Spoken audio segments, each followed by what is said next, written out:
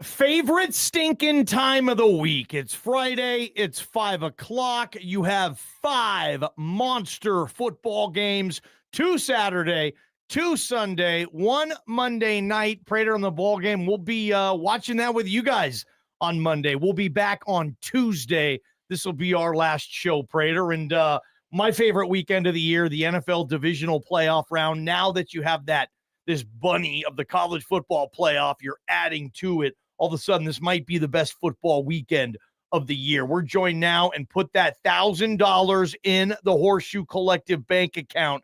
Dirk Koetter with us to break all this down on behalf of the Horseshoe Collective and Timberstone Golf Course, Prater. It's our weekly talk with Coach Dirk Koetter. Coach, you with us, man? Welcome back.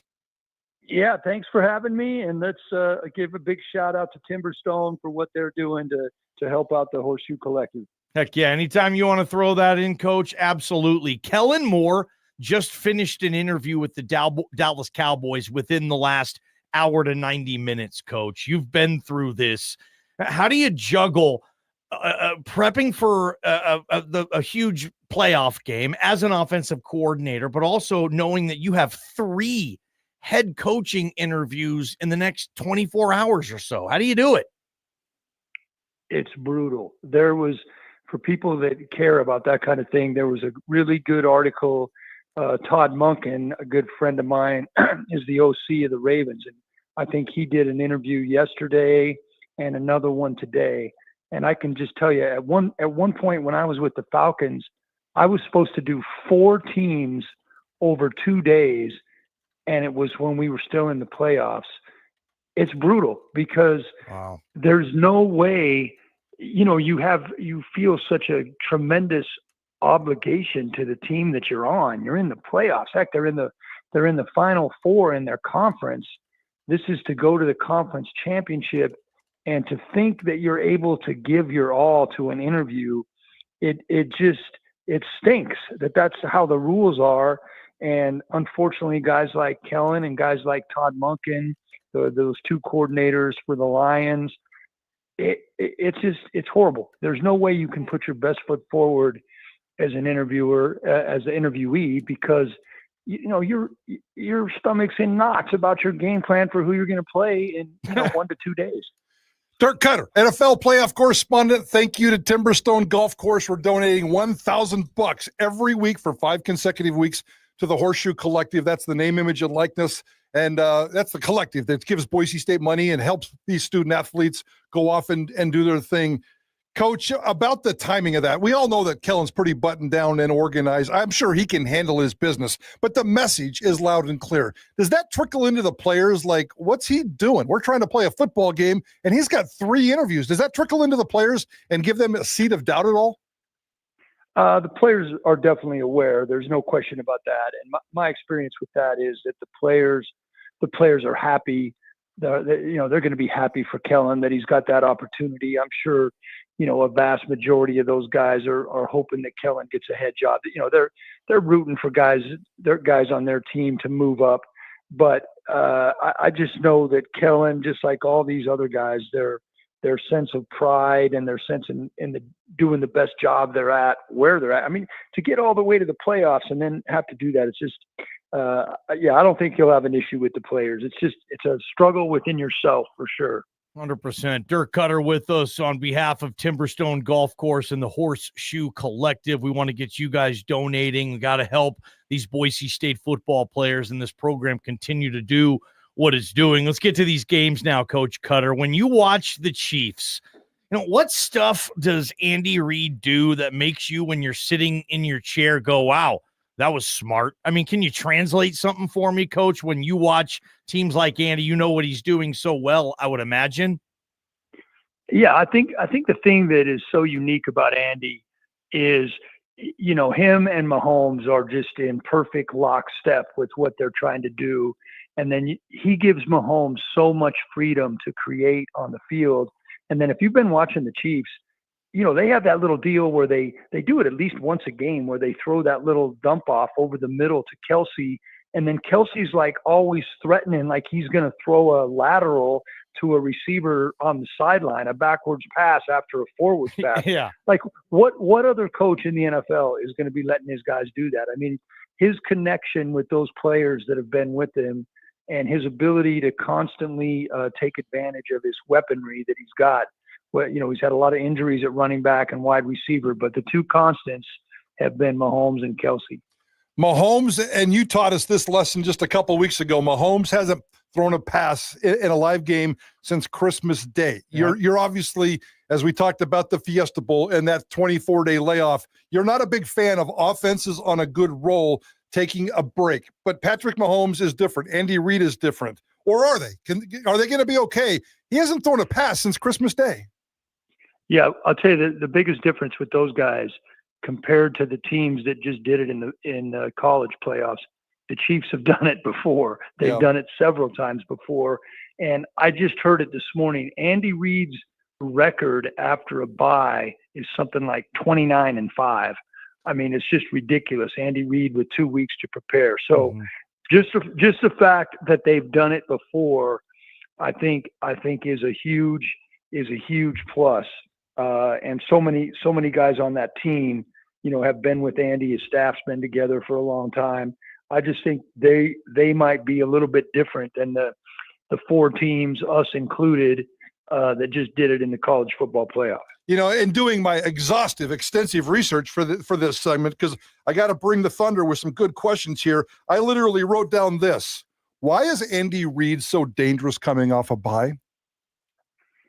Why? Because he's such a creative game planner, and when he has 2 weeks to study a team instead of 6 days, he's going to break it down even further. He's going to have it dialed, and based on who they're playing, I guarantee you, he's going back into the history of that defensive coordinator.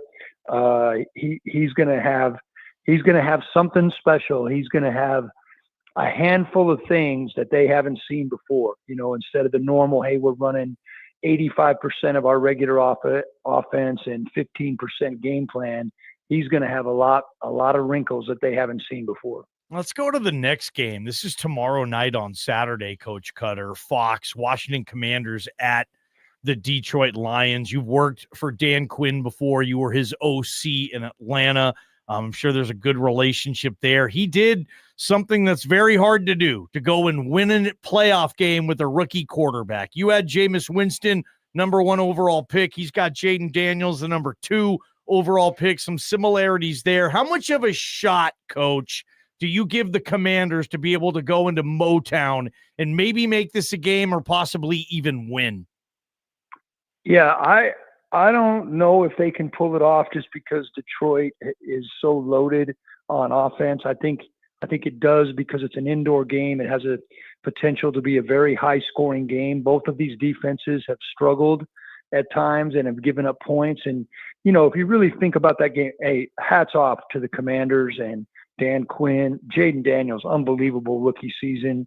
I mean, that guy obviously going to be rookie of the year. If they win this game, they're saying it'd be the greatest rookie quarterback season in the history of the NFL. But let's be real. Tampa kind of gave them that game at the end last week. I mean, agree. Baker Mayfield had a heck of a year, but you're fumbling on a handoff on a fly sweep after a great goal line stand by your defense, and that basically decided the game because neither team could stop the other one at the end of the game. So hats off to the Commanders for an awesome year, but man, that Detroit offense is loaded and they are rolling. And then everybody was down on the Detroit defense, and all they did is, kick the crap out of the Vikings in the two battles of the 14-2 teams 2 weeks ago. Both coordinators at Detroit are probably the two hottest candidates for NFL head jobs. Cliff Kingsbury, the coordinator for the Commanders, also being mentioned for several of these jobs, but I don't think the Commanders are going to have enough. I don't know about that spread. That spread's pretty high, but yeah. I think the Lions will find a way to get it done. I love Dirk Koetter talking about spreads and points and all that kind of fun stuff.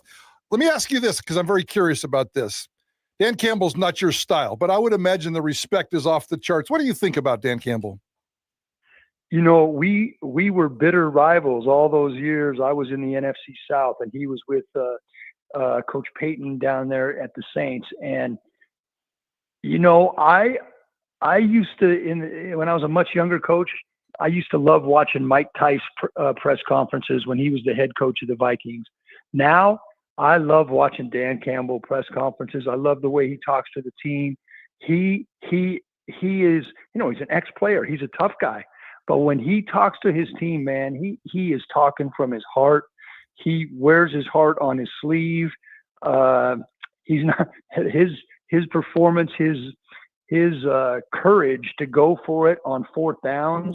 It's definitely paid off for him. I love the way that guy is coaching his team, and you can tell that his team is all in with him. You know, other than, again, Dirk Koetter with us, Prater in the ball game, other than Andy Reid, I would say Sean McVay for me is the best coach in the NFL. Every year, new defense, quarterbacks, whatnot. He's been to 2 Super Bowls, won one, lost one, and I give them a massive shot with their playmakers and the way that defense is playing, Coach. Rams at Eagles Sunday, 1 p.m. on NBC. To me, this might have the makings to be the best game of the weekend. What are your thoughts on Matt Stafford at Jalen Hurts? Okay, I love Stafford. I still think the best matchup is going to be the one we're going to talk about last, the Ravens versus the Bills. Love what the Rams did last week. They played fantastic. Big Stafford fan, that young defense. But just let's think about everything that's different from last week for the Rams. They got to travel again. They got to travel clear across the country, 3 time zones for them. They were playing in a nice dome last week. They're going to be playing in, they say, 3 to 6 inches of snow this week. They were playing the Vikings, who are primarily a blitz team. The Eagles are not a blitz team. The Eagles are primarily a zone team. The Vikings are a passing team. The Eagles are a running team. Saquon Barkley rushed for like 200 yards by himself last time they played the Rams. I think this game, I think the Rams are maybe the hottest team in the NFL, but I think all the odds are stacked against them. For all the variables go against them. So if they win this game, they're just going to have to truly outplay them from start to finish. I think the Eagles' run game is going to be too much. You know, I didn't think Hurts looked very good in the pass game last week, but they didn't need him to either. They were able to run the ball and control the clock. That Eagles crowd, it's going to be loud. It's going to be snowing. They're saying it's going to be just barely below freezing, so not nearly as cold as the Buffalo-Baltimore game, but they said it is going to be snowing. I love the way the Rams are playing, but I think they got an uphill battle. Yeah, I think you mentioned the 2 key words in this game, and it's Saquon Barkley. He had 255 in that game, by the way, 47 receiving yards, 2 touchdowns against the Rams, who are, you know, they have this reputation for having this small defense. So I'm not sure if that run defense got any better. Here's my overall question about running in the playoffs. They always say the running game and the ability to rush the ball is more important in the playoffs. Why? Well, because typically you're playing in bad weather. You're playing in these cold weather cities. Of the 4 games, 3 of them are outdoors, and they're going to be in cold weather cities, and that's the main reason. Dirk Koetter with us. Let's get to that game, Coach. This is Sunday, 4:30, CBS, Baltimore at Buffalo. I just love how the NFL always seems to work itself out. We get Lamar versus Josh Allen for the right to most likely play Mahomes. I just think it's the perfect setup. We love talking Buffalo on this for Khalil Shakir. I know your boy, Coach Monken, is doing a great job with Baltimore. Where do you see this one? Baltimore's favored on the road, Coach. It's going to be typical Buffalo weather. Where are you going with this? Ravens, Bills, holy smokes. Well, I personally think these are the 2 best teams in the league. I think these teams, if these 2 teams were meeting in the Super Bowl, we'd all be happy. But unfortunately, they're meeting in the divisional round. I think you got 2 of the top 3 or 4 quarterbacks in the league. Both of these coaches have won. These 2 coaches were both on Andy Reid's staff back in the Eagle days, along with Spagnuolo. I mean, all these guys were on the same staff at the Eagles. So 2 Andy Reid disciples. So you know that as far as game management, they're going to be very similar.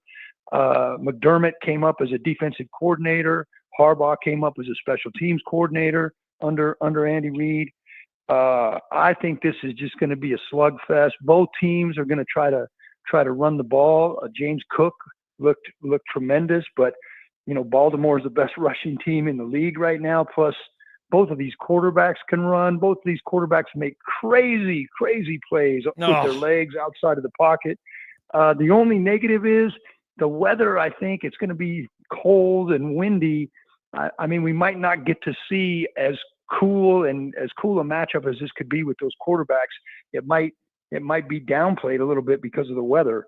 I think it's going to be a great one. Obviously, Shaq's had an awesome year for the Bills. I think this is going to be a great game. That's why, when at one point this week, it was a pick'em game. It's fluctuated. Both teams favored by one. You hardly ever see that anymore in the NFL. You grew up in Pocatello, the home of nasty weather. There's all kinds of wind and cold weather, but you also coached in the South, and a lot of your games are in the South. But I would imagine somewhere along the way, you coached in one nasty, brutal, scary, just horrible weather conditions. Do you remember a game, and what was your trick? Do you put hot pockets in your socks? I find it really funny that some NFL coaches show up for these games in a hoodie, and others got like 7 layers of coats on. How did you handle the cold? Yeah, I tell all these young guys, like when we went to Laramie this year, my secret was always, these equipment managers, Dale Holste included over at Boise State, they give you so much gear, and the gear has gotten so much better over the years. But, you have so much gear waiting for you in your locker. So my theory was don't always go all in. Never, when you go out for the first pregame, go out, minus a couple of layers. Then when you come in after warm-ups, you add a layer. Then when you go out for the first half, you add a layer. Always have one more layer in your locker. And mentally, that was always the key for me, that I knew if I needed it, I always had one more layer waiting for me in my locker. Nice. I like that. You learned that in Pocatello, didn't you? when you're a coach, even better way is, that's the game where you say, Coach, I think I need to be in the press box this week. Yeah, I have a better view. The things they're doing on defense are scaring me a little bit. I think I need a better view on this. And he's come a long way from those cotton polos, Boise State, that they used to give Coach those pictures. Like, they're not even blue or orange colors. Like, they just took whatever polo they could have. One of the coolest things they have now, the reason you see some of those guys, it doesn't look like they have anything on, is they have these vests. They have these vests now, and in these vests, across your chest and in your lower back and around your midsection, they got these little pockets, and then you can put those little hot pocket hand warmers in those pockets. Nice. So it's basically like a heated vest that stays heated for 3 hours. So those guys that are looking like they're wearing nothing, they really got one of those heated vests on underneath. And then you just got Andy Reid, who just wears a snowmobile suit every game. Yeah. Prater was talking yesterday about Andy Reid buying like a hamburger bar for an ex-media member, which is such a great thing. But Coach, I want to ask, I got one question for you about Ashton Jeanty. And that's when NFL people call you about Ashton, and I would imagine you take a lot of Ashton calls. What's the one common denominator question that everybody asks about that guy? Yeah, the favorite question of everybody in the NFL is they always want a comparable. Who do you compare him to? Every guy. I've answered that question so many times, and I always say Maurice Jones-Drew. I was fortunate to coach Maurice. Maurice was the first pick of the second round when he came out. Ashton's going to go higher than that. But, I always say that. I don't know if it's because they're similar height and weight, but, I think Ashton, you've seen him all over the board this week. I've seen him as high as the 6th pick, and I think the lowest I've seen him is the 12th pick in the draft. The Bears, the Cowboys, the Raiders are all teams that, need a first-round running back. But the question, to answer your question, it's who's your comparable. That's what they always want to know. On Tuesday, when we come back from the national championship game Monday night, for the first time ever, we're having Maddox Madsen in our studio. We're going to break down his offseason, Zach Hill. We're going to ask all the questions. We're going to ask him about his girlfriend. We're going to get to know Maddox pretty well. So You obviously spent a lot of time with this cat over the last 4 or 5, 6, 7, 8 months. What would you ask him? I mean, not that you don't need to ask him anything, but what do we need to ask him? What's the one little juicy nugget that we need to ask Maddox Madsen? And is his girlfriend off limits? Should we not go there, or should we go there? Oh, absolutely. You should go there and ask him why in the world he keeps letting her get him on those stupid TikTok videos that he's doing. Hopefully by Tuesday, TikTok might be canceled, might be off the charts by Tuesday, but I'm sure they'll find a new medium for him to do those videos with his girlfriend. But yeah, you definitely need to go there. He can take it. He could take it. But Mad Dog has an awesome personality, awesome sense of humor. So you guys can get after him. And once he gets over Shyville, he can give it right back. That's going to be a heck of an interview, Coach. Appreciate you every Friday leading up into the Super Bowl. We'll let you get out of here. You gave us 25 minutes here. But first, Horseshoe Collective, Coach, Timberstone Golf. It's really important what they're doing. Tell us a little more. Yeah, it's so important because, Boise State, like all of these smaller schools, they're behind the 8 ball. They're not getting that extra several $1 million from the TV conference or from the TV contracts that goes through the conferences. For Coach Danielson and the staff to be able to hold on to every major player from last year that's returning, able to hold on to everybody except one that was a contributor is unbelievable. And trust me, a bunch of those guys are taking pay cuts to stay. Trust me on that. A bunch of those guys are taking pay cuts. Yeah, they're getting some money. And they're living a good life, but they could have all gotten more money to go somewhere else. And so for the Broncos to be able to compete, get back to the college football playoff, we're just going to need more. And it's going to change from the collective within the next year or so to this Boise Pro thing or a Bronco Pro thing. And I'll let them explain that more. But for right now, it's all the same. It's all the same checkbook. And we're behind. We're way behind. We've done so many good things for Bronco football. Facilities, coaches' salaries are coming up, but it's just, we're not going to make these guys rich. They're not trying to be greedy, but we just got to be able to compete. All right. There's the Horseshoe Collective and Dirk Koetter coming on this show right now, Idaho Sports Talk. We just put $1,000 in that from Timberstone Golf Course. Who's going to be next? Let's step it up. And Coach, enjoy the heck out of these games. You more NFL or college football national championship game on Monday? What you looking forward to the most, Coach?